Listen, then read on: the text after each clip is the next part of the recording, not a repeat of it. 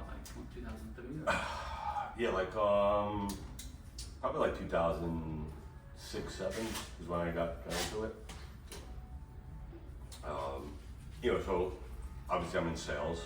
Right. I was looking for something to do. You were in sales before as well? Yeah, I was doing, mortgages, selling mortgages, and before that was Wall Street. So I was in sales, and I'm like, all right, what do we do next? And then I went in for an interview. Somebody said that these guys in the city, that, great guy, trainer, blah, blah, blah. And it turned out I happened to know the guy from Wall Street. You want to say his name or? I don't, maybe, I'll probably say his name, Sure. So he was actually my mentor on Wall Street. Okay. And then I haven't seen him in years because I went to mortgages and he went so in. You worked with him on stocks? Yeah, and then so I went to mortgages. I guess he went into this space. I didn't keep touch with him. I went in for the interview. Turns out I know the guy, so he taught me this space. And back then, it was really you had to do credit cards first. Right. You literally had to do and once again, everything was fax or regular mail So back then. Let's back it up. When you were saying everything was credit card, like if I were a merchant, I wanted to take out a loan, like I'm getting it through my credit card, like. Yeah, so this didn't exist like it did, back then. So you couldn't just look at bank statements and say, okay, I'll give you, 50% or 80% of what you're depositing. You would have to look at the credit card statements, not even the bank statements. And then you would say, okay, based on the credit card statements, I'll give you X. But to do that, we have to switch over your credit card processing. So this way we control it, so we can do a split. Because back then they didn't really have lock boxes. So we would have to do, so we'd have to set up the credit cards. That would take probably a week or 2 weeks. Someone have to go down there and. Right, and so then that, they had to set up the credit cards. Then we have to wait for the batch to really pull, so we know that we're connected, and then we would get the money. So the process was like 3 or 4 weeks to get somebody funded there. Yeah. But the competition was probably so much less. There was nobody there. I mean, listen, there was probably maybe 4 companies out there. I mean, 4 ISO shops. Yeah. That's crazy. There wasn't a lot. There was only a couple funders at the time.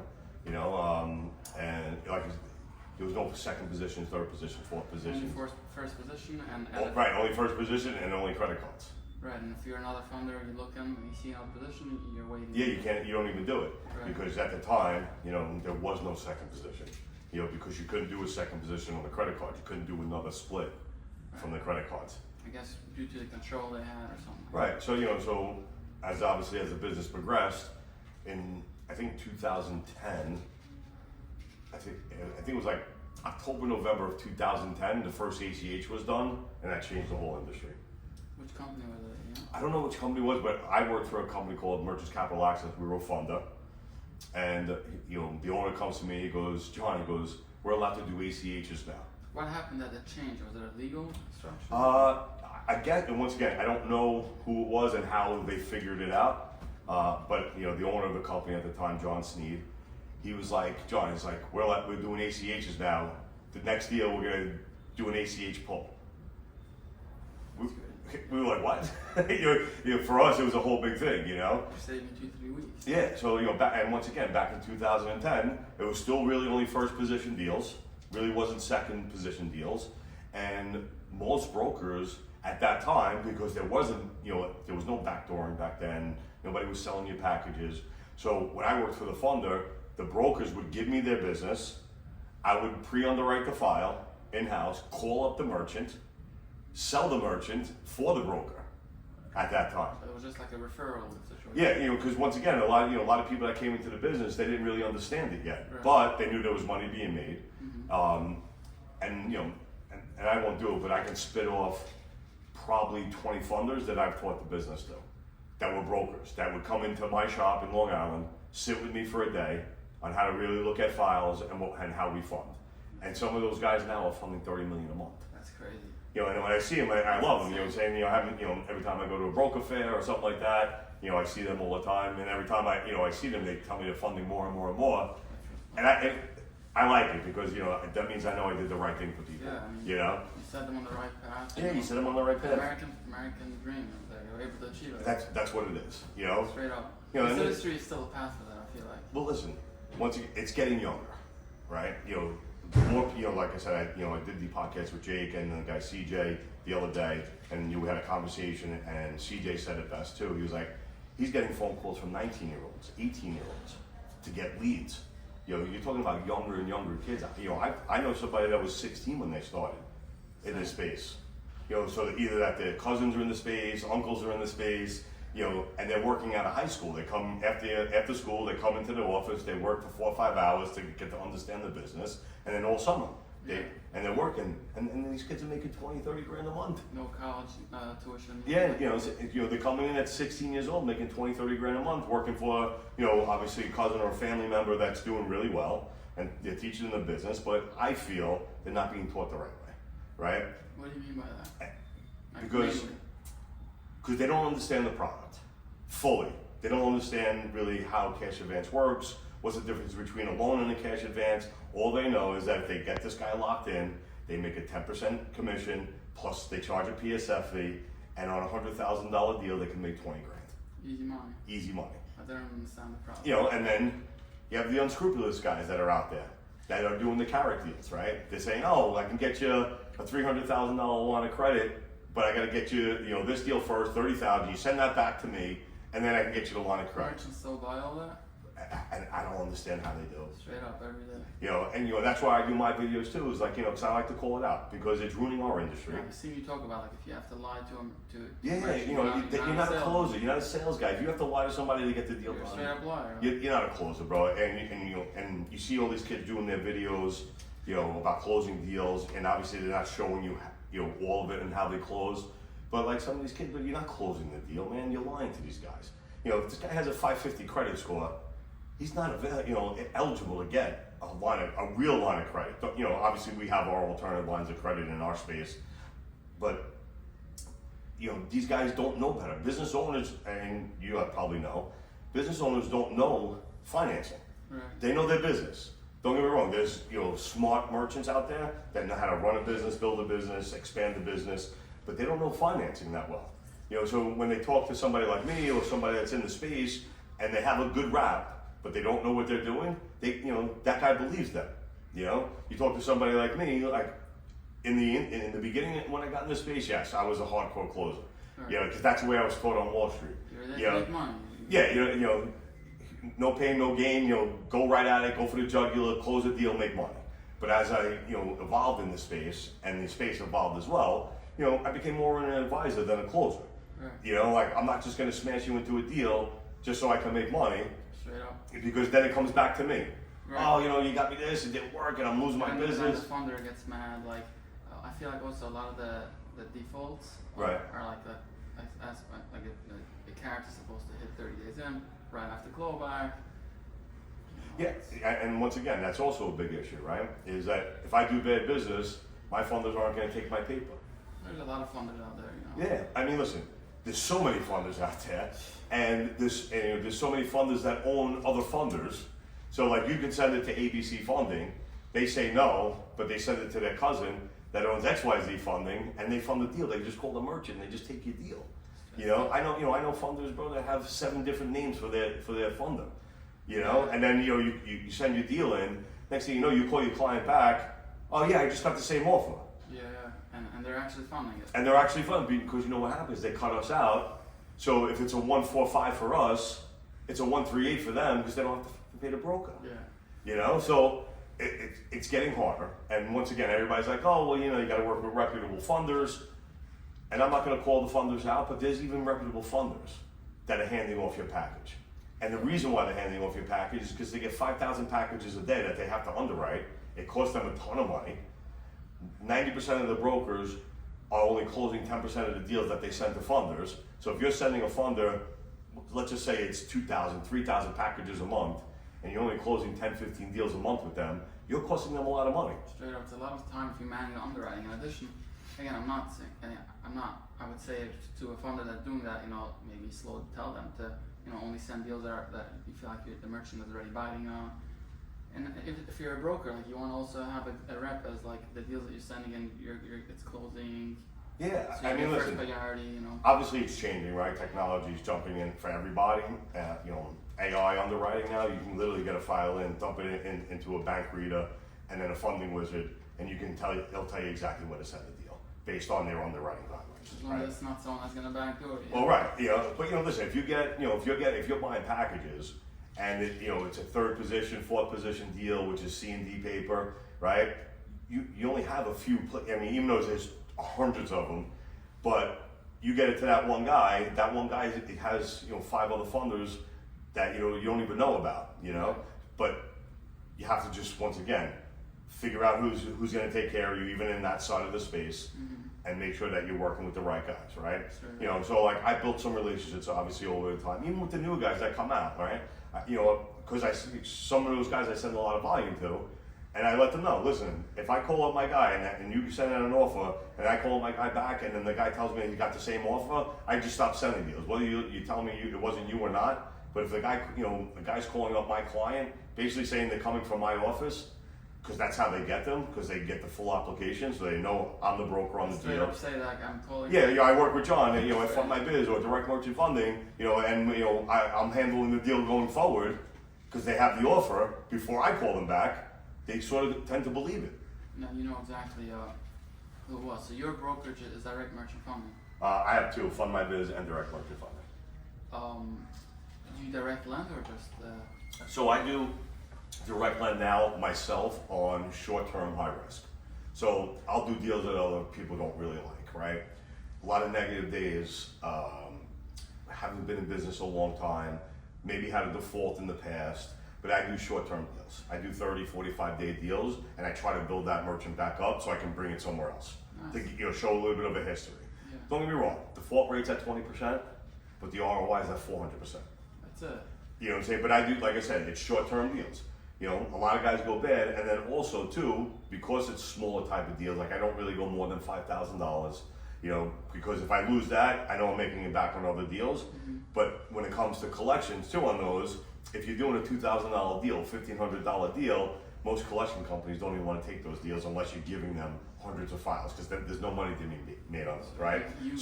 I'm my own collections. So if I don't collect, I forget, and then, I put it into my system, it'll give me an alert to call them 2 weeks later, a month later, just to try to get it back. But, 9 times out of 10, I'll start getting $100 here, $25 there, I don't care. As long as it comes back, because it's my money, it's not investor money. Straight up. Like investor money, I wouldn't put in high risk like that. Right. Unless somebody told me that they have an appetite for it, then I would do it, right? What kind of system are you using now? So right now, I use, a SaaS platform for the funding side of it. We have proprietary CRM that we built ourselves, and now we're building our own proprietary AI systems. Eventually, the AI I feel is just gonna take over, this whole industry, except for maybe the closer side, right?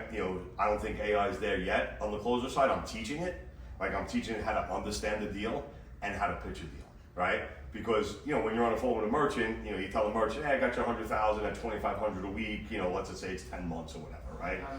And there's 10 points on the spread, right? I can adjust on the fly as I'm talking to that merchant. If he says, oh, I need this, I need that, I can sort of adjust that. So I'm sort of teaching the AI how to adjust payments, terms, certain funders, what they will do and what they won't do. So like if I'm working, let's just say it's on deck. I know on deck doesn't really adjust their deals. Right? I have to just adjust my cost of money. Right? But if I'm working with... That's pure automated probably, the underwriting from Ondeck, no? Yeah, I would say it's probably 90%. I mean, they once again, I don't know exactly, but I know they use overseas because it's cheaper, obviously, to use overseas underwriters. You teach them how to, sort of put the file together, put it in, get all the checkpoints, all those checkpoints come in, and goes back into the underwriter. You know what I'm saying? So like when a file comes in, they're not going to have somebody here that's probably going to cost you $80,000 a year as a processor, right? A really good processor, $80,000 to $120,000 a year for a really good processor. They're not going to spend that kind of money on 20 processors here in the States.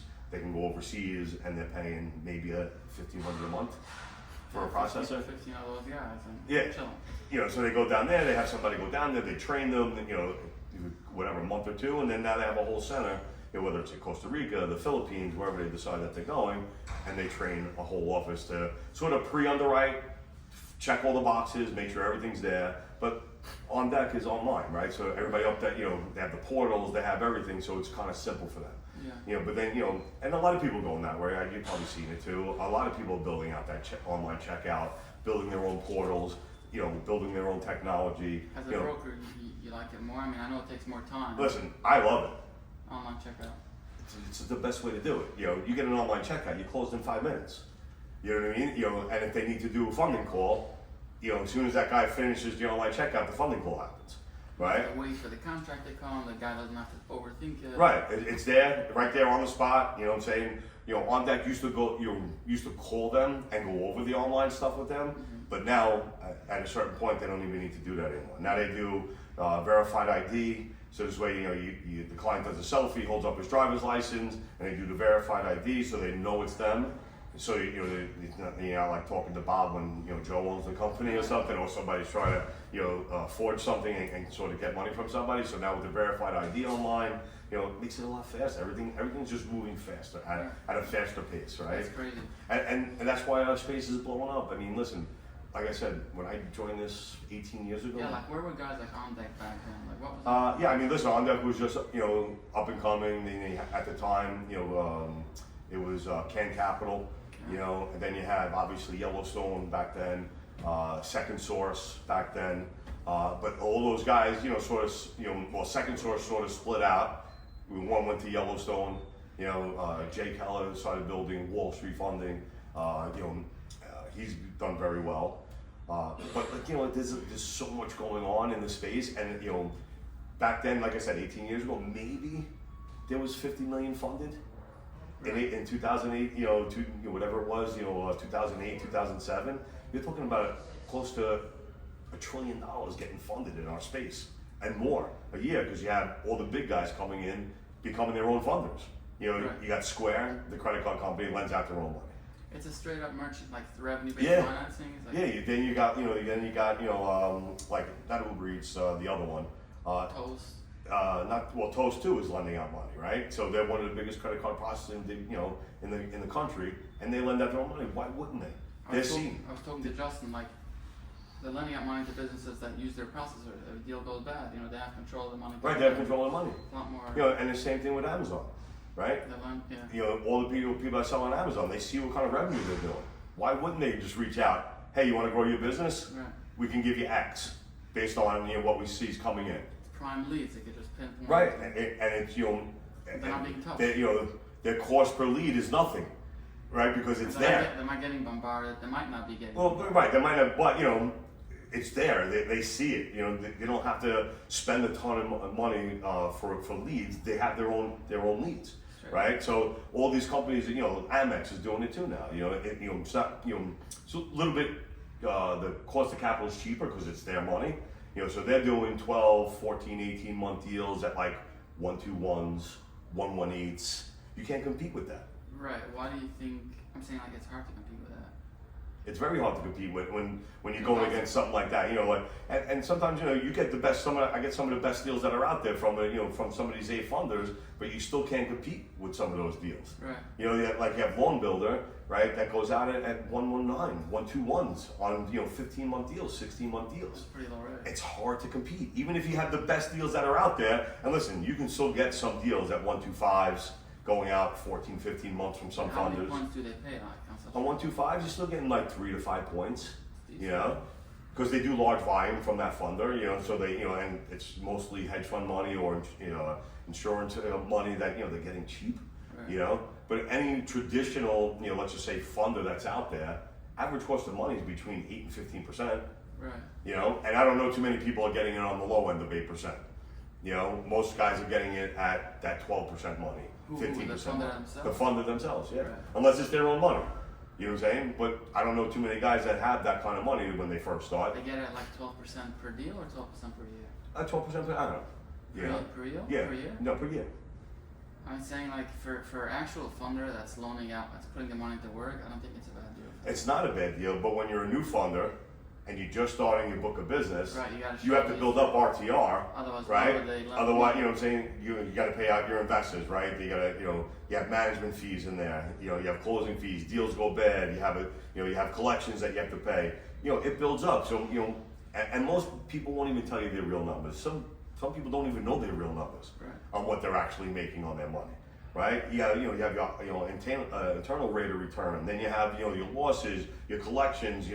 When does it get written off? Before the end of the year or after the year? Like, real funders, some real funders, when you talk to them, because I talk to a lot of people, they don't even know their true returns. Right. And then even the syndicators don't even know their true returns. Syndicators, I feel like some of them are in dangerous waters, you know? Yeah, I mean, listen, there's some syndicators out there that really know, because they've been around the space a long time, but there's some syndicators that when you say, how much you're making, They're taking crazy risks. They don't know. yeah, what they're but they getting don't back know. But they don't even know. They say, no, I'm getting in 28% a year. You know for it. what I It's on mean? the sheet. Yeah, because it just shows it on the sheet, but they don't really know what they're actually making. Yeah. So listen, is the space turning? Is it evolving? It is every single day. Yeah, I know you said like you feel like it's heading towards AI, like it's gonna take over. Listen, I feel that it's definitely going to take over, and just the way the industry is going now, and like I said, I've been in this space for so long, Yeah. that all these younger kids coming in,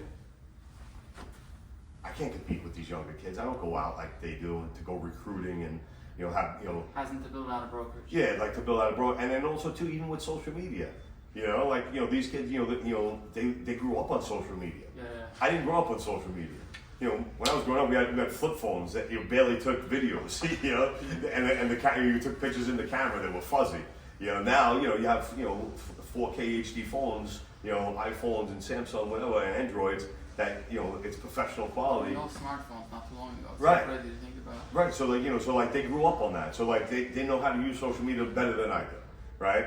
So Even though I do it as much as I can, but sometimes I forget to post, like they tell you you're supposed to be posting 2 or 3 times a day or whatever the case may be. Sometimes I only post once a week. Right. You know what I'm saying? Because I'm just busy doing business. I just don't have, some people have the time to do that. But I had like a social media manager guy at one point, paying X amount of dollars. But what was good about that is I go into a studio or my office, do like 2 or 3 hours, and that filled up my whole month.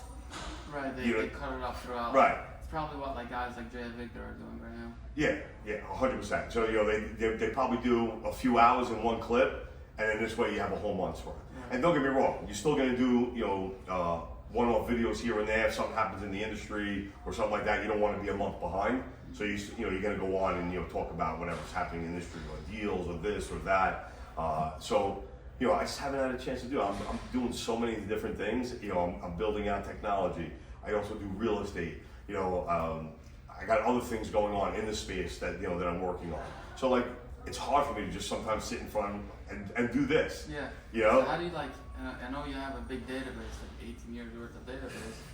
How do you I guess make sure it doesn't go to waste? How do you? So once again, the reason why I really got into the technology is because my data was going to waste. It wasn't being touched. It wasn't being touched. You get a new deal into 3rd day, 4th day, they don't follow up. They take in all the new data. So you're giving them new packages, new inbounds. They forget about the stuff that they couldn't control or couldn't get in touch with, right? So don't get me wrong, CRMs, has cadences for text messaging, emailing, stuff like that, but it wasn't conversation, right? And that's where AI comes in. AI becomes a conversational piece now. Before, if you didn't build a CRM with a cadence that went out 2 years, right? After 2 months, the cadence is done, all your marketing is done. Most people didn't think ahead. What's that cadence? Just a cadence, like 1 week, 2 weeks, 5 weeks, like 10 weeks, timeline. 2 months, 3 months, 6 months. So like a timeline and have a cadence to follow up with that data, right? So just because I have a piece of data now and my guy couldn't get it, doesn't mean this guy's not ready to buy something in 2 weeks, 3 weeks, 4 weeks. But if you're not touching him and staying in front of him, when it's time, he needs money, somebody else buys that age data 30, 60, 90 days, picks up the call, just gets that guy at the right time, you lose that deal, right? So, but what obviously since technology and AI came out is that now it's conversational. Now you can teach it to have a conversation, right? So what differentiates my system from everybody else's system is everybody else's system is prompt based, right? So meaning that whatever AI caller and texter that are out there, it's prompt based, meaning that you have to build it, meaning that you have to give it your basic knowledge of your industry. Right now they have enough technology where if you give them your website, it goes to your website, reads your website and industry, it does research, and it comes back with a live bot. But you still have to build your prompts. And what I mean by prompts is that if the guy says yes, you have to have an answer.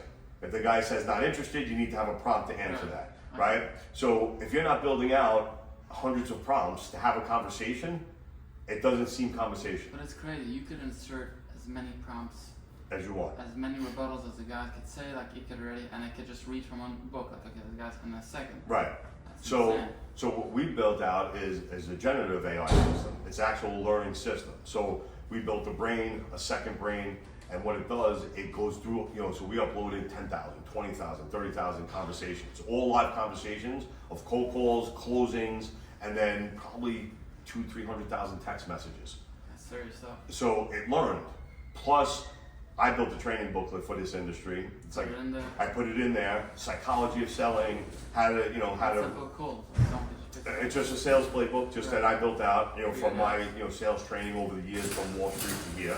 So it's like a 58-page training booklet. It's more based on the straight line system, like the Jordan Belfort straight line system, because that's why I was taught when I was on Wall Street, is a straight line system. But I changed it over strictly for the MCA space. Everything in that book is strictly for MCA. So like the introduction is what the product is, what the alternative products are, like SBA, and explains all that. So when the new guy comes in, trying to teach him that business, right? So now I took that book, put it into the AI, and it learned from the book.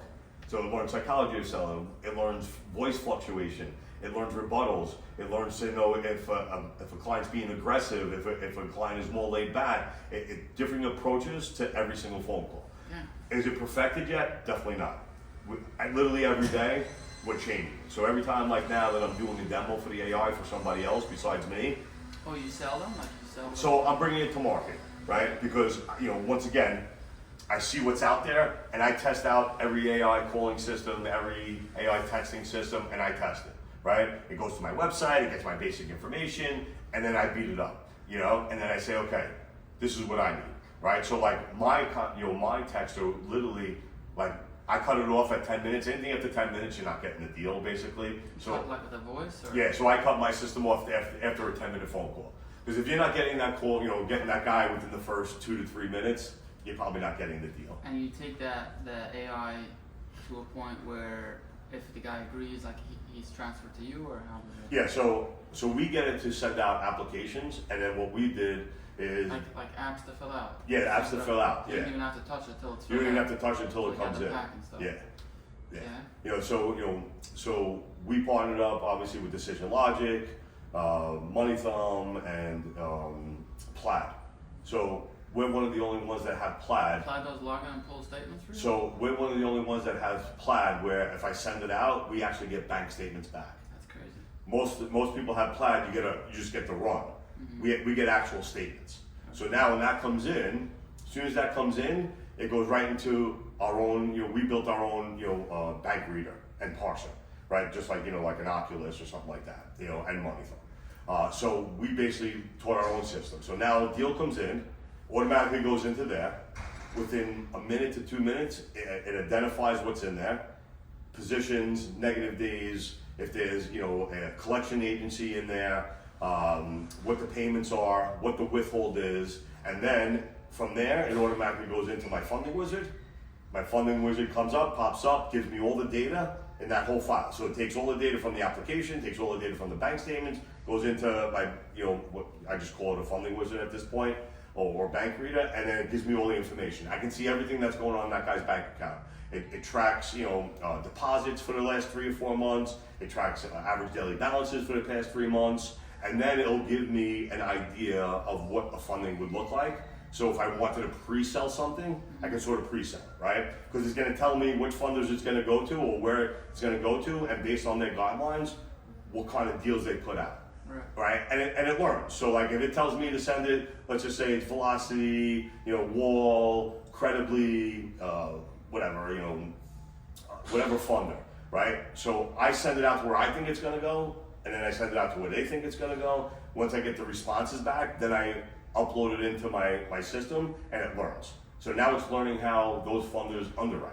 So now it's not just guidelines anymore. Right. Now it's like, hey, trucking deals, in Nevada, ABC funder has been doing these deals more than this company. You have a 90% chance of getting a better deal sending it to them based on real modeling of how they underwrite a deal based on their guidelines, right? Because everybody gives you, that one-page guideline sheet, right? And some funders have gold, silver, platinum underwriting. So I broke those down separately. So it's not just, on deck, one funder with their guidelines. It's on deck with 3 different funding platforms, right? Gold, silver, platinum, whatever it is. So now it'll tell me, hey, this is good for their gold. It might not fit the silver, but this could be the reason why, right? So if it has 2 positions, and let's just say on deck is a first position funder, it'll come up yellow saying a maybe, and it'll tell you why. Oh, because this deal has 2 positions, they would have to do a buyout. Right. But then you could still send it there, knowing that they would probably buy it out if, it's a 50-50 rule, net rule. Some a little bit, some do 60-40, Right. Depending on the funder, right? On deck only does first position. Yeah, on deck only does If first. if there's a position in there, they'll kill it. Well, they would either that or try to buy it out. So there's some, so there's a lot of funders out there that will buy out positions if it makes sense, right? If the benefit to the borrower is there, right? Why do you want to buy it out? What are you doing with the money? Why what'd you take the original money for, and what's the new money for, right? Because obviously some of these first position guys, they have big money behind them, hedge funds. On deck is obviously trades publicly, so they have, they have a, online and the public to actually answer to on why, what they're doing. So if their default rate gets to a certain amount, I'm sure their investors get pissed off, right? Can Capital is private money, or? I know so Can Capital obviously went down for a little while. They had an issue with with their underwriting too. The modeling was wrong. They go out long, 24 months. Yeah, 18, 24 months. I think now even 36 months, right? So I mean, I don't know if it's private money, or whatever it is, but they changed their modeling, right? Right. And once again, since I started this space, we were doing 6-month deals, right? I don't know how, and listen, obviously It was capped at 6 months. yeah, like 6, really no more than 6 months, 7 months, and then obviously it grew out. You still big dollar or? Yeah, still big dollar stuff, but when I look at a Can and I look at a biz to credit, and I know obviously there's guys out there that can sort of model stuff out, but how do you model out 8 quarters, right? You don't know what's going to happen. And the idea that you'll probably have 10 positions coming behind you in 24 months. And that's another thing too, especially now, right? Because 10 years ago, you didn't have to worry about 2nd, 3rd, 4th, 5th position. Your renewal book was at 60 to 80% back then. Now, if you're running 30% to 40%, you're doing good in renewals. Yeah. You know what I mean? Because there's just so many people that come in behind it. The time that first position guy, on a 12-month deal or a 14-month deal actually looks at that file again to be renewed, the guy's taking in and out of 7, 8 positions. It's insane. So the renewal rate, it changes. So now you have to remodel your portfolio. What's the average renewal book rate, like for the average funder nowadays? But that's what I was just saying. So once again, I know everybody's different, right? So, and I don't, pretend to know what everybody's book is running at. Just from the people that I talk to, that are friends of mine in this space, that I know really well. Like I said, it went from being at 60, 70% down to 30, 40%. That's a huge drop off in business. Yeah. Especially, if you're funding $5, $10, $15 million a month as a funder, you're talking probably about 300 files, 400 files, sometimes 1,000 files being funded. So if your renewal rate's only 30%, so out of 1,000, you're only getting 300, and then there's another 700 that you lost because of stacking or defaults or whatever, whatever that case might be, right? So it's, once again, as a funder, if I was going to be a funder, I don't know if I can go out 12 months, 14 months. What do you think it prompted the industry and different lenders? Was it competition to go out longer? Was it the idea of having money to just put it out on the street and focus on the next deal, maybe look at the renewal later down the line? Yeah, I mean, listen, obviously, the funders going out longer, there's a benefit to the borrower, right? Because now that weekly payment, daily payment's going to be a lot lower. It's going to be less of a percentage of their monthly deposits, so it makes their cash flow better, right? So if we're only taking, let's just say it's 9%, you're leaving 91% of cash flow in that bank account. But it's so tough because how many people are trying to get into that deal, and they see their juice in that file, they're trying to eat it up so badly. Right. So like I said, back in 2010, I guess when it started being more secondary positions or whatever. I would, fight with the owner of the company. Listen, you're only going up to 10% of withhold. of gross revenue. I'm like, somebody's gonna come behind. And then at that time, second position guys were going out to like 12 to 14%. Now guys are going to 50%. Yeah. And listen, if you're going up to 50%, you're going in the deal to be a collection. You're basically killing the guy, right? If you're taking 50% of his revenue, and let's just say it's on a supermarket, their margins are only 10, 15%.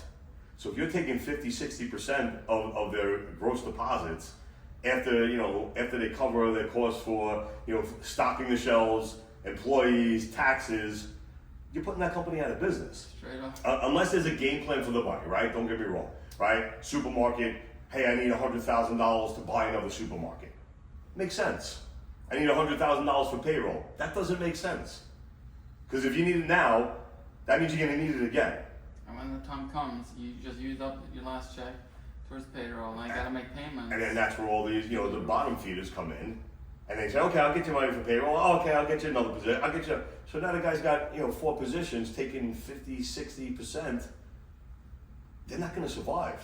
Only option is the reverse. And this is where, like I said, I changed to more of an advisory type of role when I call people, because I do have to advise you, right? Because some guys doing stupid yeah, stuff. I mean, listen, I get it. People in it for a fast paycheck. They want to go in, get out, make their money. Because SBAs take 30, 60, 90 days. Traditional loans 2 to 6 weeks, right? Guys don't want to sit that long. So listen, when I did in mortgages was a 30-day term. You know what I mean? So like you have to work on a file for 30 days to get it to closing, right? So like on a mortgage you do title, you have to do an appraisal. That takes time to do. You know what I'm Do you saying? see people other mortgage guys try to take your deals away, or it's more like once you start? Yeah, well, it wasn't like that in the mortgage business. I mean, listen, if you got a deal or a mortgage, whatever, you knew you might be in competition with one other guy to get a better rate, right? Because some mortgage banks have better rates than others. So you're gonna get shopped, obviously, but there wasn't like a backdoor, meaning that if I sent it to you as the bank, I know my bank wasn't sending it out to somebody. Right. I know, my bank didn't have a backdoor somewhere selling it to another mortgage broker. So crazy. There's probably funders out there just ask straight brokerages laying around. Yeah, I mean, listen. Once again, I don't like to call out people, but I know so many people in the space. We talk, we go out to dinner. I know their wives, and we have conversations on what's going on out in the space. Listen, I know funders that are getting, brokers, even ISO shops that are getting directly from the funder. Because they do a rev share with the funder. The funder gets back his money for all the underwriting that they do. And listen, and I don't blame them. But then there's the funders that I've heard, and once again, don't know because, I don't see it, I'm not in there. If I hear it, can't always believe what you hear because, people are out to get other people as well. But, I hear there's some funders that as soon as they get it, as soon as they know it's not their paper, it's out the door in 5 minutes. How do you compete with that? I know that they don't want to go into the deal. Right, but how do you compete with that?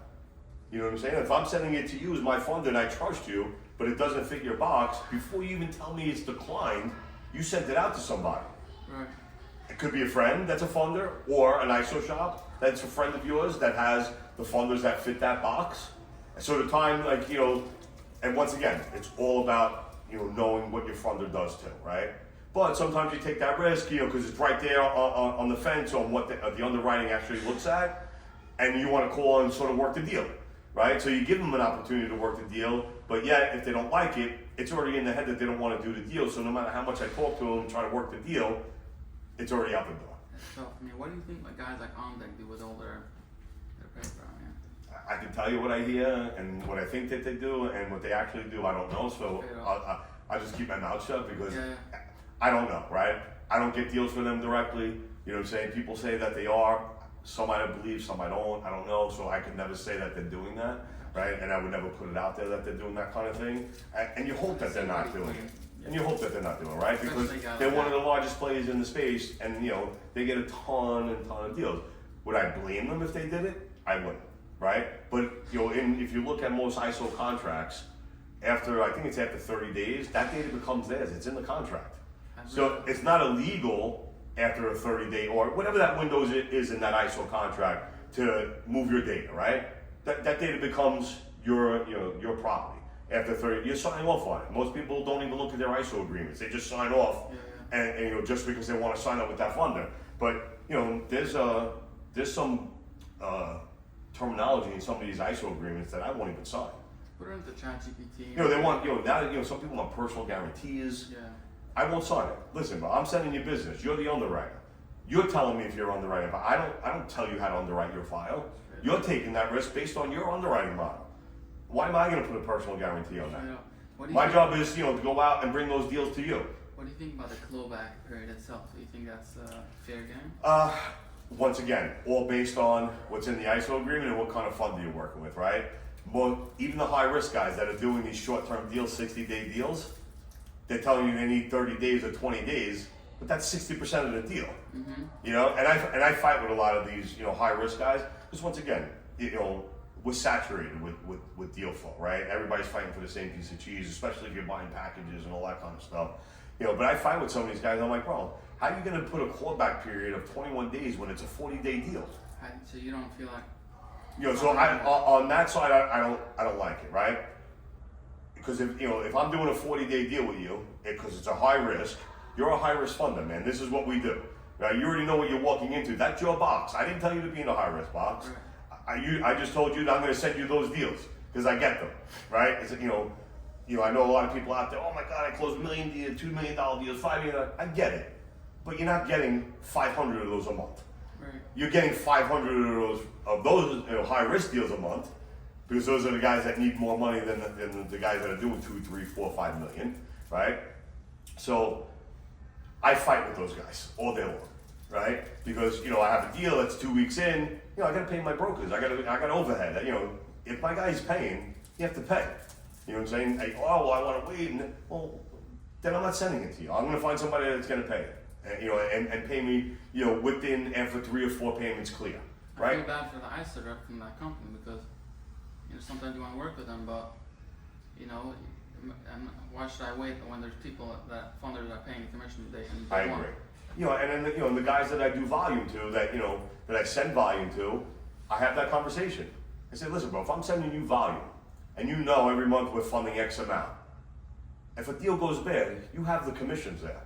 It's not like you don't have commissions. I get it. If I'm only sending you 1 or 2 deals a month, I get it. I don't send you a lot of business. If a deal goes bad, you don't know if you're going to be able to claw it back for me. And I get it, because a lot of ISO shops too shut that bank account, open up another one so they can't get clawed back. Yeah. So I get it. You know what I'm saying? And once again, I get it because I've just been around the space for a long time. A lot of new ISOs don't get it. They just say, hey, fuck it. Excuse my language. And they say, screw it. I don't have to use that funder because there's 100 more. Right. And I get it because, listen, deal goes bad, you should play by the rules. If they're paying you, you should be able to pay them back, right? It's, it's just the nature of the business, deals go bad, right? But, so there's some funders that I don't like either that, send them a deal, right? Deal will, let's just say, start slow paying or start going bad. And then, you're 3 months into the deal, you got your commissions already. And then they send you an email, this deal went bad, we're clawing back. You're 3 months in. I'm like, but I'm 3 months in, but like, but they're like, but then they send you an email, and they're like, oh yeah, well it stopped paying the second weekend. Well, how come I didn't get an email? Right. Oh, we sent you one? Yeah, where'd you send it? And then I'll trace my email. Listen, here's all my email, there's nothing in here. The guy was paying. Yeah, well no, not that the guy was paying, but I didn't get an alert saying that my deal was going bad. So that happens even with some of the, the bigger companies that I fight with. Because they're like, oh, well, this deal went bad. I'm like, oh, show me the alert. If I miss it, it's on me. But if it didn't come and you didn't call me and tell me about it, guess what? I'm not giving it to you. Because you could lie to me and tell me that you didn't. And I found people lying to me too. So like I would call up the client, get the bank statements. And then I would go through the bank statements and show all the payments. So yeah, okay, you missed one here, but then he made it up the next day. Or he missed here and then he made it up next week. That's not a default. But they mark it as default because he stopped the payment within a week or whatever it was. Guy had an issue, whatever it was. They mark it in their system as a default. They get the claw back, and then they tell you, well, if the guy pays off, we'll pay you. You never get it. I mean, if I'm but that's what I'm saying. It's so shady on both sides of the fence. How the industry is going, and it sucks. And it really does. It sucks. And hopefully one of these days, it gets a little bit of regulatory, so you can shake out all these freaking, And if you were president from the MCA industry, how would you So I'm doing this already, and this is just, once again for me, is I'm building like a funding and advisory training booklet for the industry. That's gonna have questions, a test, a whole thing. But it's not just being an MCA broker. It's being an actual advisor, and you're gonna have to understand business. You're gonna have to understand when you talk to somebody that's in a wholesaling business, that business is different than somebody that owns an auto repair shop. When I was one of the first brokerages, when I got in the industry and I was working for this guy, super good closer, but he wasn't aggressive. All he was doing was like once he gets on the phone with a merchant, he was truly gaining an understanding of the guy's business, calmly. But you have to. Direct, and then they feel they know the business, and you do know the business, and you just easily closing the guy. So I have what I call almost like a funnel close, right? I don't close after I get the deal.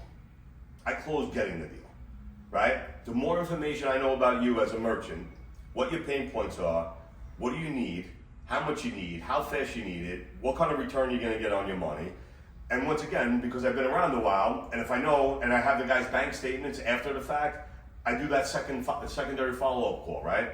The initial, obviously, I get all the, as much as if you have the guy on the phone, why would you rush a guy off the phone?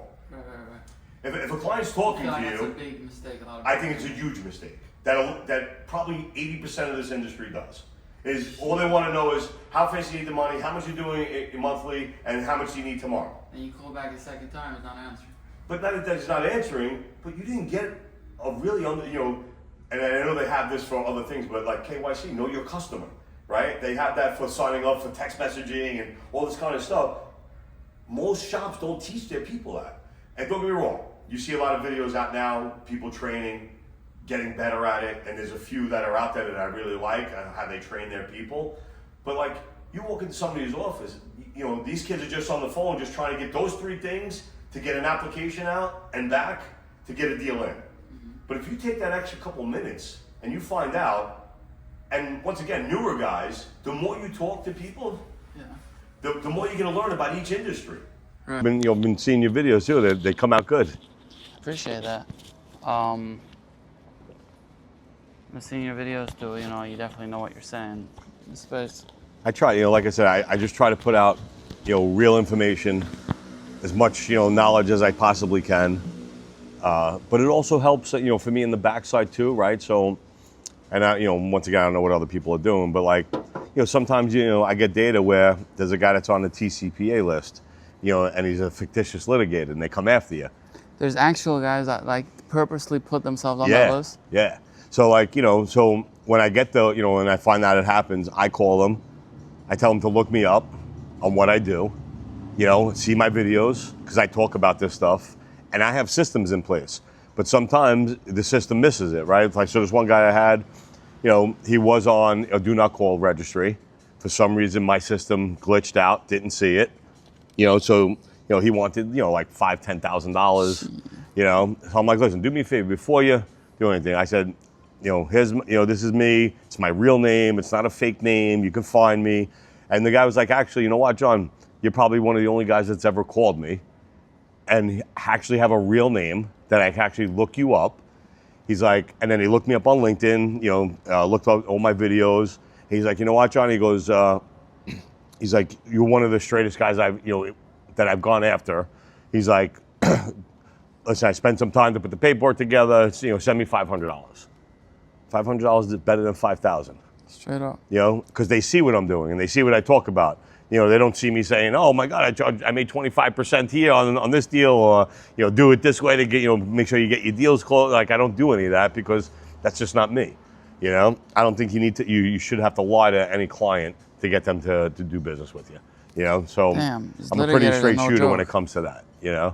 I feel like have a lot of guys been like spent a lot of money on litigators? Like, yeah, I mean, listen, if you look this, like, what are the chances of winning a case once a litigator comes after? You can. I mean, listen, if you have your ducks in a row, because like if you just saw there was a case won by a broker shop, the guy sued them after he got a text message. He said, don't text me, email me. He never said stop. He never said opt out, but because they kept calling him and they didn't, email him, he thought he had the right to go after them. went to court. They showed all the paperwork. They showed all the text messaging. They showed everything, and they got thrown out. Damn. You know, so like it just depends on what you do, right? Listen, some shops are still working from spreadsheets. They're still calling, lists of UCCs. And don't get me wrong, I know people that are funding big money just off of UCCs, having a bunch of guys just pounding UCCs all day long, right? It's there. Once again, if you're hungry enough in this space, there's money to be made. Straight up. But you got to be hungry. If you're not hungry and you're going in thinking that you're just going to walk in and make 20, 50, 100,000 a month without putting the work in, it's not going to happen. Straight up. And if you're taught wrong too, if you're not taught right on how to understand the merchants and understand what their needs are, you're going to go up against a guy like me and you're going to lose. So where do you pick up your book? I know you said, or you didn't release it yet, the advisor book? Yeah, so so I started with an ebook, right? I was gonna do an ebook, put like a 100-page, 200-page ebook out. Then it morphed into more of like an industry guideline. Then it morphed into an advisory, guideline to learn, train, and then build an online like university with it, so people can sign up. I can teach them, do like one-on-ones with them once a month, because there's right now, because you're on social media probably more than I am, but there's been a boom of social media guys doing training, and there's a couple really good ones that are out there, right? Like Sam Sells. That guy, listen, he's doing it and he's killing it just by doing training, right? And I like his stuff because it's sort of the same type of training that I would do, just a different approach to it, right? So I like his stuff, and like I said, the girl from Midline, I always forget her name. I met her. I think the last bank here in the city, actually in New York. She's a sweetheart. She used to work at Yellowstone, I think. Yeah, I think so, right? But she's teaching her people the right way, right? Like from what she shows on her videos. And I think Sam went to her office and trained people too. So I think it's that training system, right? Yeah. And like I said, when I was doing all the training, and I probably trained 5,000 people in this space, totally, Yeah. So I didn't have social media back then to, post videos and stuff like that. And like I said earlier before, is that I've been doing it for so long, it's a newer era coming in. I don't have the stamina to compete with a lot of these people. Like I said, by doing the videos all day long, continuously do training for offices. Like I love the have 100-man shops. I love those, but for me, I've been in so long. I have money all over the place in different things. Syndication, real estate. I don't need to have a 100-man office anymore. Yeah. 80% of my business is referrals and renewals. You said you used to have a 200-man office. Yeah. That's crazy. Yeah, right next to World Trade Center. We used to be, and we had probably 15,000 square feet. We had 200 guys in there at one point. Damn. And you walk into that place, it was madness. A lot of calls per day. I mean, thousands of calls per day. All younger guys at the time. And at the time, obviously, I'm younger too. And then, like I said, it just takes a lot these days. You got to take the guys out. You got to have the camaraderie. You got to do all that. I'm doing other things now. So, like, for me to go out 3 times a week to take the guys out or go out and recruit, just not where I'm at in life anymore, right? Straight up. And that's why, to me, it's getting to be a younger person's game where you can go out, you can recruit, you can take people out all the time. My going out now is different now. My going out is sitting with investors and raising money. Finding out about technology and sitting with people that's in the technology space, because I am slowly migrating into technology, right? And I feel that's where it's going to be, right? Especially like with the AI stuff. The amount of technology we advanced over the last 15 years is insane. Like to think that Google didn't exist before 2000 is wild. Right. Like it's insane. It's just, Apple, it's just so out there now, right? Like the technology that's available. Old. Like it's like the amount of time like a phone has been in the world is like 25 years, like 30 years. 40 years. It's been a long, but once again, technology has become bigger and bigger over the last 10 and 15 years, right? Very quickly. Like I said, I don't know, 15 ChatGPT is only like 3 years old. It's only 3 years old. Maybe bizarre. 4, whatever it is. But like, smartphones, what is that, 10 years, 15 years maybe at the most? Something like that. At the most. So like when I was doing all this stuff, we didn't have smartphones. We had flip That phones. was Nokia. Hello. Right. We had flip phones, and when we text message, you had to hit, to for the letters. Like the Hasidic Jews. Yeah. How you doing? So so all the guys that are coming up now is growing up on smartphones, social media, and they know how to use it really well, right? Yes, can I use it? I do, but not to maybe the perfection that these younger guys are using it to. I don't see a lot of guys on social that are pursuing it to obtain merchants. I mean, maybe I see one or two guys, but like, I don't know, like the amount, like, what are you using social media for? Like right now, I do it for information, just because I've been around so long. So like I like to just talk about things. So like when you see sometimes it's rants about deals, sometimes it's rants about funders, sometimes it's about hiring and people that work for me.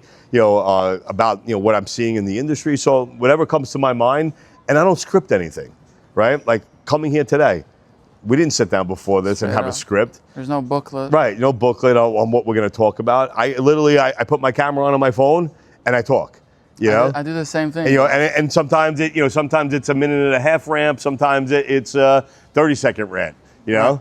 But I don't script anything out. I don't put anything on like a screen in front of me to talk about. And if you notice, some of these guys that are out there, you could see that they're reading. You could tell. The second their eyes are moving. Their eyes are moving up like away from the screen to see what they wrote down. Like to me, it's second nature. And I feel like, as a viewer, you could tell, and it disturbed you if it was, Yeah, I mean, listen, I get it. You're writing down your bullet points. I get it. But look, to me, this business is second nature. I've been doing it for 18 years. It's in my blood now, right? Like, it's all I know is this business, right? So it just comes out. And sometimes I'll have a conversation with somebody that will bring out more stuff that I forgot about because I haven't talked about certain things in a long time, and conversations will go longer. Or when we do podcasts and stuff like that with other people, they ask a question that I might not have spoke about that topic for a long time, but it's still in here somewhere. Yeah, it comes up. But that's why, like with the AI that we're building out, like it has my brain for 18 years. Straight up. Literally, multiple conversations. Like I said, we've taken the technology and just had it listen to thousands upon thousands of conversations of my best sales guys, plus me, other offices that I reached out to that I know have really good closes that I know very well. They gave me that data set. So now it's trained on that too. So it's not just me and my knowledge. Now it's real live conversations. And it automatically responds. And but you have to migrate that data into a brain, right? And then give it rails so it doesn't go off the railing, right? And give it guidelines. And what's the ultimate goal? The ultimate goal is to get a package, right? So when you talk to it, it's always going back, hey, I'm going to send you a text message with the link. Is that fair? Right. Right? And then your guy's going to say yes or no from there. And then it goes, depending on what the objection is, it's going to answer it and go back to that.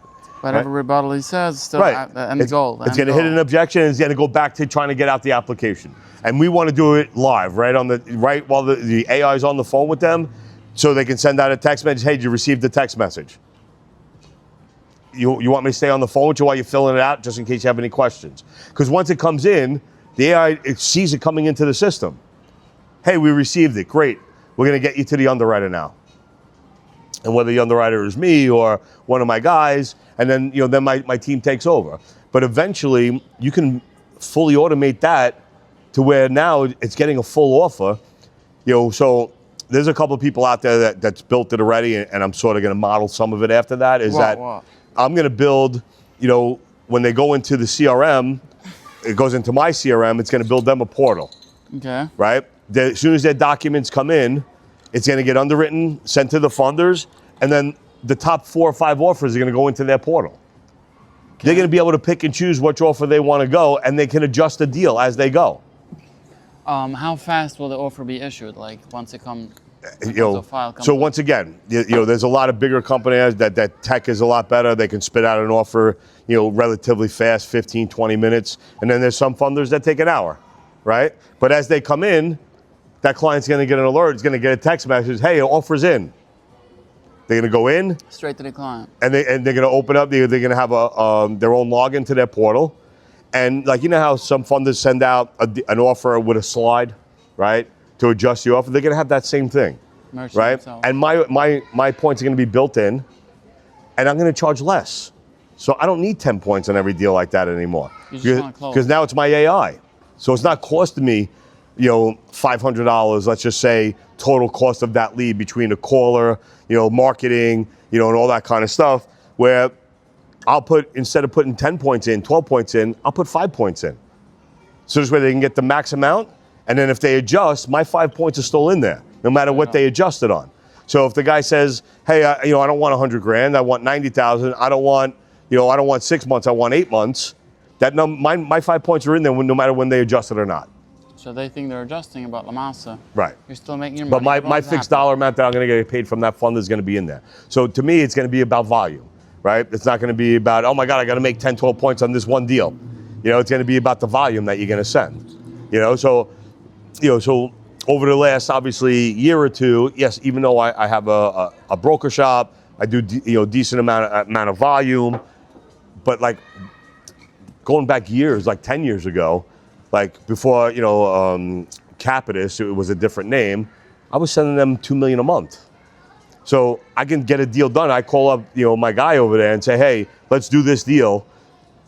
I know it doesn't really fit your box, it's a little bit risky. They would still do the deal because they know I'm giving them $2 million a month. So if the deal goes bad, the clawback is there already. And you can sort of push them to do deals, right? And you can do that to this day too. If you're doing volume with somebody and they won't work on deals with you, then that's not your partner. Right. You know what I mean? If they're not willing to adjust a deal on the spot with you and you give them volume, then that's not your partner. I mean, some would say from a funder side, you got to be strict with your guidelines. You can't tell. And you do, but what I'm saying is if I'm giving you volume in your guidelines that fit your box, but I have a deal that's sort of just right outside of it, because let's just say it's a time issue, right? Time in business. They want 2 years. This guy is, a year and a half or close to 2 years, but he's off by 2 months. I'm going to push you to do the deal because he deserves your type of deal that you're going to put out, right? Yeah. Instead of bringing it to that next tier guy that might not go out 10 months. Why wouldn't you do the deal? He's 2 months off. Everything else is good except for that. Come on, man, I give you $1 million a month. Why wouldn't you do the deal? That would be crazy if I wouldn't do it. What would you say to the average guy, he's 22 years old, let's say he wants to get into space, he wants to start an ISO shop. What would you tell the guy? How would you go about it? So if you're just coming into the space, I would say go work with somebody that's already doing very well in the space and learn the business. Don't just go and open up an ISO shop. You're not going to make it. I don't know too many people that are just coming into the space that don't know it and open up an ISO shop and do well, right? Because you have a lot of hoops to jump through, right? Number one, nobody knows who you are, right? Number two, you go to some of these bigger funders, like let's just say an On Deck, Biz Credit, Fora, Forward. They want to see you're in business for at least a year or two. They want to know that you're doing a certain amount of volume. Then some of these funders also go on your website and Google you and see how many reviews you got, right? Like Mulligan, right? Mulligan is a big shop. They do big deals, long-term, good rates, but they want to see you have X amount of reviews on your website. And good reviews. Yeah. And good reviews. So if you don't have that and you're getting in that type of deal flow and somebody else has that deal that works at Mulligan or works with one of the bigger shops that you can't get signed on with, unless you're super brokering it to a guy like me or somebody else, you're not going to get that offer either. And you're going to lose the deal. So you're not going to fund the deals that you really should be funding as a newer shop. And then you don't understand the business the right way. I tell most people, walk into a shop, that has, that's doing whatever, $3 to $5 million. There's going to be top producers. There's going to be mid-tier producers and low-level producers. Sit your ass right next to a top-tier producer. See how he does his business. See how he runs his business. I can almost guarantee, and I spoke about this with Jake D'Amelio on his podcast the other day, is that like a guy like Jake that's very successful, you have a routine that you follow. As soon as you walk in that door, you should know what you're doing every day. It shouldn't just be like, hey, I'm going to make 500 phone calls today, right? There should be a routine. Hey, you come in, you check your emails, you check, check your CRM, see if anything came in. Anything came in, you want to get those submitted. Make sure that gets submitted. Then you go through your calendar for yesterday. Who told you to call them back today? You do those those callbacks. Then midday maybe you're doing new phone calls. Second half of the day you're doing your follow-ups again, right? You're doing paper chasing to get more docs in so you can get more packages in. If you don't have your time slotted out per day and know exactly what you're going to do every day, you're not going to be successful. I don't care how hard you work, right? You could be the hardest working guy, but if you don't have a game plan, you're not going to get to where you're going to be. I feel like that's a big part of what it takes in order to stay in the space as a starting ISO, to have like a schedule on what you're doing, attacking your files, attacking this, attacking that. You have to. If you just walk in the morning every morning and not know what you're doing, you're just swinging it every day, are you going to get lucky? Yes, right? A clock that doesn't work is still right twice a day. Right? So you're going to get lucky. You're going to get deals, right? But if you're committed to really getting into this business and building a book of business, you have to have a game plan, right? Because if you're doing 200 or 300 calls a day, you're going to have guys that say, that just want to get you off the phone fast, but even though they take funding, and he says, call me back, right? Mark it in your calendar. If you have and once again, if you work at any real company, they should have a really good CRM. And that's something to look for when you walk into a shop. If you walk into a shop and they don't have a CRM, or they're using HubSpot, I mean, listen, it's great, it's a CRM, but if it's not tailor made for the space, then that's not where you want to be. A lot of ISOs will say anything to get you on board. Right, but that's not where you want to be. I've used a ton of different CRMs, while I was in the space, right?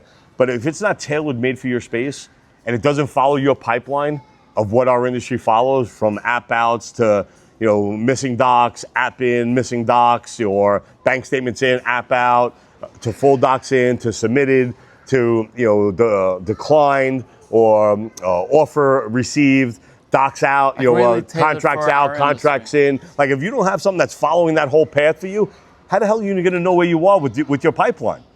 You know what I mean? If you're the only one and you're writing it down on a sheet of paper, guess what happens? That sheet of paper gets flipped over because you're writing down more information, flipped over again, and then now you have a whole page of new information. You forget about the guys that are on those other pages, right? And don't get me wrong, it took me a while to do that because I'm old school, right? we didn't use a lot of technology, even on Wall Street and mortgages. Everything was paper. But now I do it on paper first, and then now I have a voice transcriber. Nah, I give you a lot of credit for adapting, at your age. I mean, you're a young guy. I mean, yeah, I'm still young, but not as young as the newer guys like yourself that are coming into the space. Is, people that are 40 and beyond, I feel like some of them don't want to recognize, AI intelligence and different things they don't. like that. But those are guys gonna be left behind, and that's okay. It's tough. It's a tough pill to swallow, but you're willing to face it and try to take advantage of it. You have to. You have to. So like I said, I have now technology where I write it, but then I can go into my CRM, put on my microphone, and it transcribes right into my system. I'll just read it out what I wrote, and it goes right into that lead. So now it's not just on paper; it's in my CRM now. And then I tell it, make an appointment for 2 months down the road on the 18th at 2:00. Send me an alert a week before. Then send me an alert, a day before, and send me an alert 10 minutes before I'm supposed to call. That's how detailed I am, right? And when I see people and I ask them how they do it, and they don't, obviously I'm not expecting anybody to be detailed as me, but I have so much stuff going on, doing different things and trying to build technology, trying to do real estate, trying to build, a broker business, eventually trying to build a funding company. If I don't have it in my system telling me, I'm going to forget because I got so much stuff going on. And if you're a broker and you're doing, once again, 300 to 500 calls a day, how are you remembering every single call unless you're putting it somewhere? In the detail. You got to put down the exact details. If you talk to a guy and he tells you to call you back in 2 months, how are you remembering that? If you don't put it into your system, and if you don't put notes on it, right? So and this is just a cold calling trick that I have for myself and then also for the client, right? So guys rushing me off the phone, I can't get all the information I want, but the guy seemed somewhat interested, but he was in a rush. Or I just got funded, call me back in 2 months, that kind of thing, that somebody's reaching the phone. I said, Bob, before I let you go, I'm going to ask you the most important question you're going to ever hear anybody ask you over the phone. And then I go silent. I don't say a word. He goes, well, now that there's an intensity there, right? What's the question, bro? And then he goes, well, what's the question? What's your favorite flavor ice cream? Guy's going to remember that now when I call him up. And if it's chocolate, vanilla, whatever It's it like is. a disrupting pattern, I think. They Right, call it. but now when I say, hey Bob, remember you talked to me 2 months ago? John, I don't remember. I got 104. Remember I asked you your favorite flavor ice cream, it's chocolate, because that question, right? It's not what's your favorite team. If I do social media, I can find out what your favorite team is. Right. Right? Most people aren't posting that their favorite ice cream is chocolate sherbet or something like that, or butter pecan. Or, And they're gonna remember they told they're you going to that. remember that, and that's what sets me apart from everybody else that's calling that guy back. And what I train my guys, right? I know some people always ask like certain questions. Hey, are you married? Your kids' names or something to that extent, right? But that's all stuff that you can find out on social media. So if I called you back and say, hey, remember you told me your kid's name is Bobby? Well, you go to my freaking LinkedIn or you can go to my Facebook and see the post of my kids and their names. Straight up, like I knew you, yeah. But if it's something rare, But if it's an oddball question, they tend to remember. So basically, something I've been wondering, like, what do you think is like, what do you think lasts longer in the space? Because we know we always talk about, revolving doors in the space. Right. It's a term, like, people come and go. Like, feel like funders last longer or brokers? So my straight answer is funders, and the reason why is just because of the amount of time I've been in sales in different industries. The brokers don't last, right? So Wall Street, for instance, right? When I was a broker, you wanted to be a broker. Everybody wanted to be a broker. I could trade stocks. I could charge 5% in, 5% out, make a couple $1 million. Now that's sort of gone away, right? Because everything went online. All the brokerage companies are online. You can go online now and be your own broker, right? You don't need somebody, a guy like me calling you up and telling you to buy AT&T. Straight up. You don't need calling me to buy SpaceX, right? Or Tesla. You don't need me for that anymore, right? You could go online, hit a button on their website or anybody's website and do all the research that we're supposed to be doing as the broker, and that's why you would work with me, is because I was going to tell you why you should be buying, Tesla. But this is now you're talking about 20, 30 years ago. The websites weren't online. Yeah, back the then, internet wasn't and there. Now the websites are the ones making this prep. Right, so the internet wasn't there, right? So eventually that came. Then in the mortgage industry, right? You were a broker, right? When we had a refinance boom, people didn't know where to go. Most mortgage banks weren't online. So we were the guys that were calling up, hey, you have a 13% interest rate, we're going to refinance you at 6-7%. You're cutting their payment in half. And the mortgage boom was crazy, right? We made a killing. I mean, you're talking about like interest rates at 2008 13, 14%, chopping them down to 6% at the time. Then it came back around, obviously, during COVID, 6-7% went to 3%. So you're talking about chopping somebody's interest rate in half. They would be happy to do it. Why not? Right. So why wouldn't they do it? So that's when the broker was really good. But now, again, and don't get me wrong, you can still be a mortgage broker, but now that there's not a refinance boom, and it's really more of the mortgage broker being for the purchase market, but now you can go online, hit a button, mortgage, best mortgage rates, and then, Rocket Mortgage pops up, PNC will pop up, and then, all the top mortgage companies that if you go to a broker now, you're at a broker shop. So most broker shops hide a half a point to a point in the rate so they can get paid. So when you go to, let's just say it's a Rocket Mortgage, and their rate right now, let's just say is a 6%, my rate might be a 6.5%.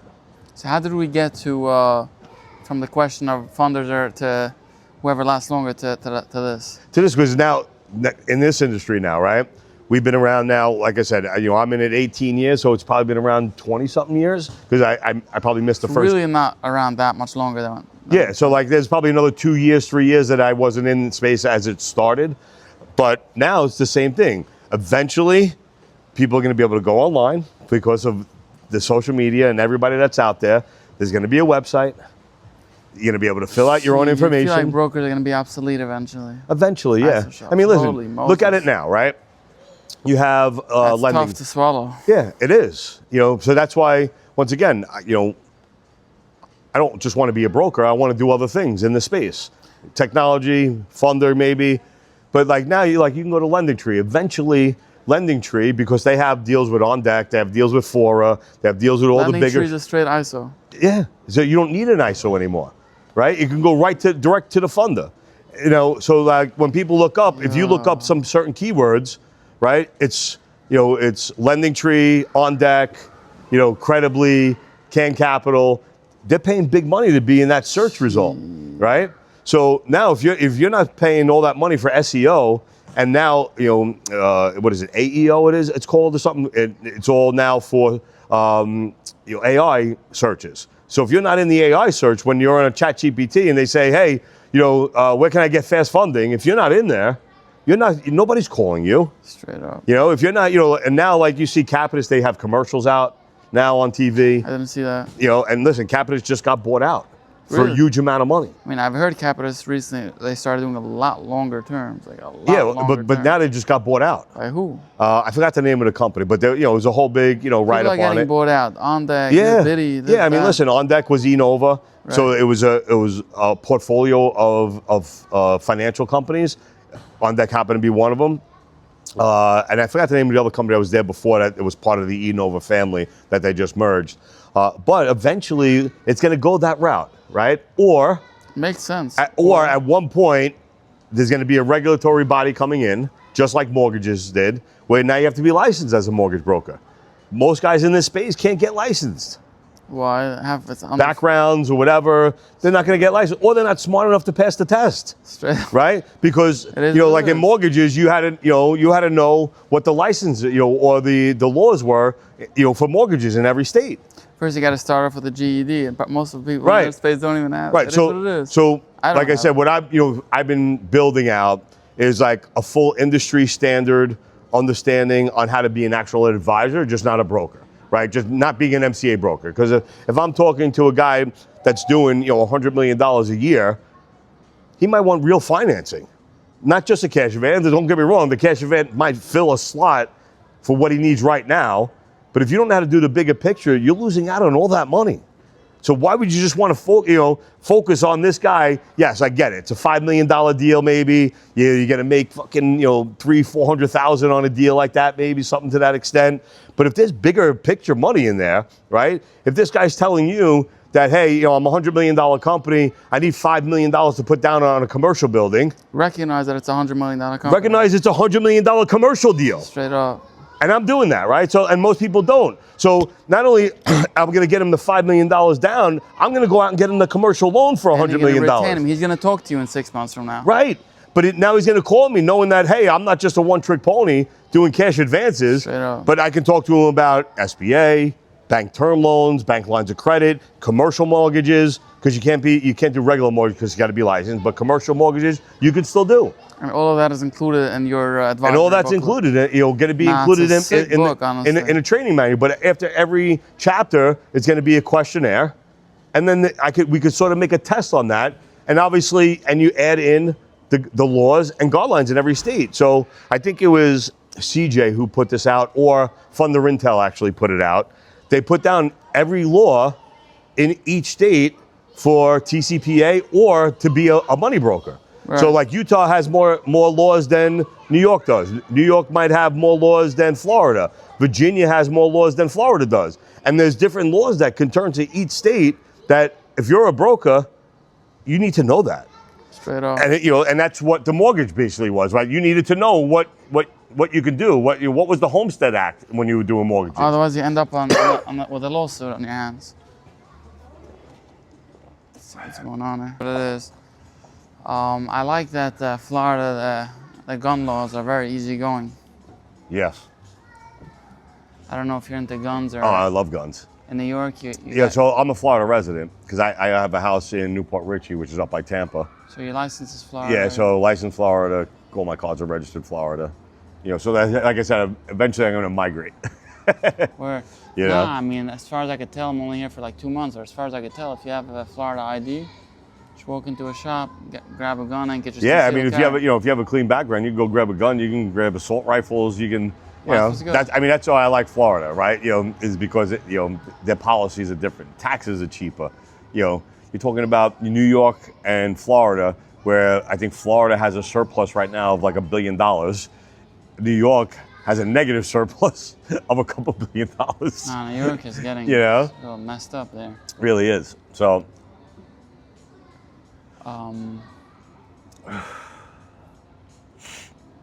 Yeah. So what's you plan on concealed carrying out here? Or? I don't know. I mean, listen, Yeah. I like to have them in my house just in case, God forbid, anybody goes into the Yeah, house. it's nice to be able to protect yourself. Yeah. You know, You know, straight up. just God forbid somebody breaks into the house or something. I want to be able to merchant is protect, unhappy. No, I'm protect the kidding. house. But here, you have your stand your ground law. What is that exactly? So, like, if you feel threatened and you have a concealed weapon, you can pull it out and shoot them. Right. I think some states have like you have to actually like end them. You know, like, I Say- feel like in Texas, like you have if you're gonna shoot, like, Yeah, you gotta have kill to- 'em. You gotta have kill to 'em. pull through. Well, because if you don't, then they can still take you to court. Right. And if they argue that there was no reason to be shot, It could be yeah, serious. because anybody then could just shoot you. Like in New York, bro. Like, if you shot And if somebody, there's no cameras, you're screwed, bro. yeah, like if you shot somebody in New York and he lives, they sue you right back, and New you York is wind up fucked. losing. New York it's is so fucked. crazy, bro. And it's so hard to get a concealed carry permit there and stuff. Yep. So yeah, so as we wrap up, first of all, Johnny, I appreciate you coming by. I appreciate you inviting me, man. This is a pleasure. Enjoying the nice weather out here in Florida. This is great. I'm glad we caught you before you hopped on your Yes, flight. Right I'm after glad you this. reached out before I had to hop on my flight, so that this was good. Yeah, hell yeah. And what is some good advice you would give to someone in this space, not sure where they're headed, or they want to get into it, or they want to thinking about exiting? Like, what would you say to someone, that's like 2 years in or something like that? Yeah. Once again, if you're new to the space or you're 2 years into the space, you should have a really good knowledge depending on where you worked. But like I always tell people, if you're working somewhere, there's got to be a top producer. Mimic that top producer, and then come up with your own way to do it, right? Because a lot of guys come into the space like, oh, I could do this, and then they go on their own. And I've seen people come and go in this business. I've seen A lot, probably. a lot. Then I also seen people come in and move faster through this business than I have, right? Because they're getting knowledge from people like me and other people in the space that are teaching them faster what You they would say can it's do. proximity. Yeah. And once again, there's a lot of people that are out there that I know that I've trained or trained other people and accelerated through this space. And you went from being a broker to a funder within 3 to 5 years, right? Straight up. Just because of who their mentor was, right? So if you don't have the right mentor in the space, and there's some guys that just are business savvy, that learn it by themselves and figure it out and move that fast. But then there's other people that don't know it and they need to have a mentor because they've never done business before, or they never did sales before. They went from working at a Dunkin' Donuts to, jumping into the most competitive space that's out there. Right. Because you got killers like me on the phone, you got killers like Jake D'Amelio on the phone, killers like Frankie, from Lexington on the phone. You got killers on the phone. So if you want to be somebody like that, you have to work twice as hard to Straight get up to that level, right? As And be ISO. as good or better to get that business, right? So if you're not doing that, and if you're not, putting that extra effort in, don't come into the space, up, because you're never gonna get learn to eaten hustle. alive, And if if you don't have that kill or be killed attitude when you're on the phone, don't pick up the phone. As an ISO, straight up. Well, I appreciate you coming by. So guys, if you feel like you want to implement, the AI bot into your process system, contact Johnny. What's your handles? Like, how do people? Yeah, know you about can reach me on all social media. It's Johnny Cash Advance. It's a catchy name for the space. Yeah. You can look me up TikTok, Straightforward. Instagram, LinkedIn. I'm on there all the time, guys. And once again, if you just want to ask questions and just get some answers, I do that for a lot of people in the space. If you have deals that you can't get done and you want somebody else to give you a second look on it, I also help people super broker deals because sometimes you're just not on with the funders or you just can't get the deal done. Look me up. I'll be happy to help you out. I mean, 18 years of time in business is a long time, and it is true that some of these large funders, some of the deals that you get beaten out by is hard to get signed up with, and you probably have those relationships. Like, Yes, I probably 90% of the companies that are out there I have that relationship with. And then there's other funders that I don't care to have a relationship with. Right. There's big funders that I actually told them that I'm cutting myself off. That took me 2 months to get on, but then once I got on and I compared what their offers were to what I was currently getting, everybody talked about, oh my God, they're so good. And it took me 2 months to get on. not the case. After I compared side by side how many deals I sent to them and they approved to their offers to what I currently had, it didn't make sense for me to stay on with them because I wasn't going to send them the business. I feel like also like, I feel like as an ISO, like the majority of the business is like, half of it is like getting the correct lead and half of it is like mitigating the risk of which lender you're sending it to 100%. and how you're handling the 100%. merchant. And a lot of people make the mistake of having too many funders, right? And don't get me wrong, I have 100 funders on my platform, right? Just because I know most of the people. So, you know, I sign on with them because I know them, right? And then there's the other, maybe let's say 20%, people that I don't know, but I see when I get the deal, they're in those types of deals. So I'm like, you know what, let me sign up with them. They're getting in those types of deals. I need to have that in my arsenal. Right, just right? in case. But out of the 100, if I use 10 or 15 of them, it's a lot. Yeah. You know, and then people get mad at me. Every time I go to these conferences, they're like, John, you signed up, you don't send me any business. I'm like, I get it, man. What do you want me to do? Is send the lead to 100 lenders Right. at once? Like, what Yeah, do and you I do? get it. You know, like, you know, I posted, I think this was 4 months ago, Jacob from Overnight. I don't know if you saw the video. I know overnight. I mean, So I met him at a conference. For 1 year, he followed up with me.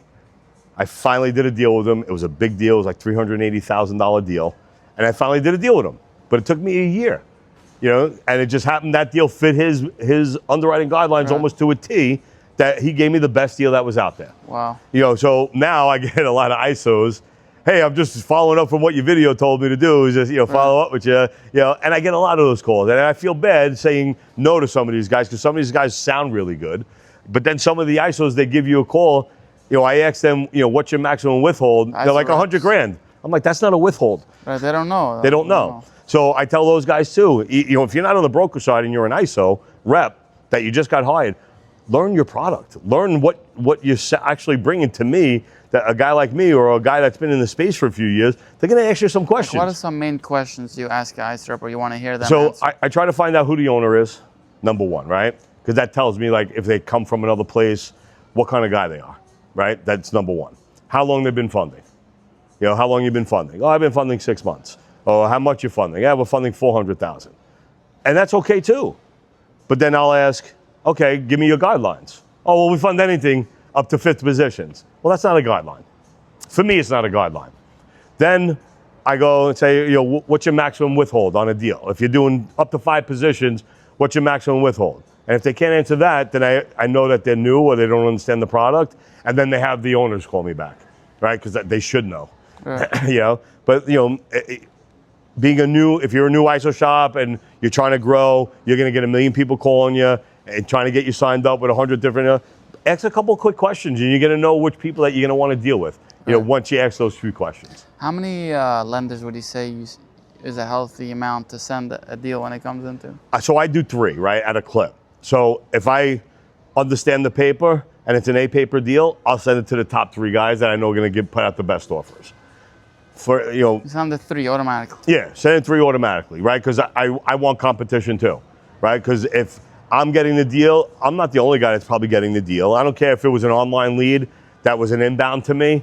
If it was on LendingTree and I got it from LendingTree, I know they're giving it to 3 or 4 other people anyway. So I got to try to get the deal in because most A funders, if you get that deal in first, they block out everybody else. Right, exclusivity. You know what I mean? So if I'm first to it, I'm blocking those guys out. That's cool for a long time. Right. Yeah. You know, but let's just say I send it to those 3 guys and I miss something for some reason. Then I'll send it to my next tier, like B funders, 3 of them. I won't send it to 10, I won't send it to 15, I won't send it to 20 like a lot of these guys do. I'll do the next 3. And it'll be a succession, right? But like now, because of my AI and everything else, I'm sort of pin perfect on where I'm sending a deal at this point, right? I'm not sending a deal in without checking data merch. I'm not sending a deal in without checking the court systems. You know what I'm saying? I'm not sending a deal checking if there's a credit. Your AI checks the courts or? Yeah. Oh yeah? Yeah.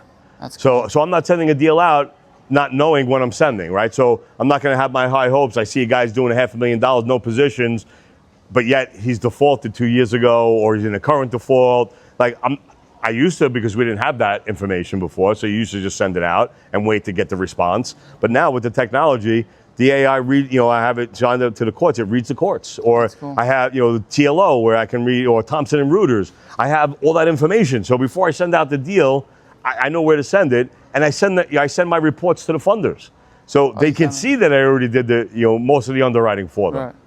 They probably love you for that. It just makes it easy. Just makes it easy. Yeah. You know? Well, I appreciate you coming over, John. Me too. and, Thank you for having me. I'm glad I came by, man. This was great. You know, to have it outside Yeah. in sunny Florida. Right before your flight, you go Right back before the to flight, last New York minute. weather, bro. Go. I mean, Trust listen. me, bro. I don't miss that place. I'll be real with you, bro. Well, listen. Right now, New York weather is great. Oh, yeah. Another month and a half, 2 months, it starts getting cold. You know, so Yeah. you know that's really when I would like to be down here is for that weather. We'd love to have you again. Listen, anytime I come back, I would love to be back on your show. All right, cheers. Thanks for watching. Thank you, guys. Thank you.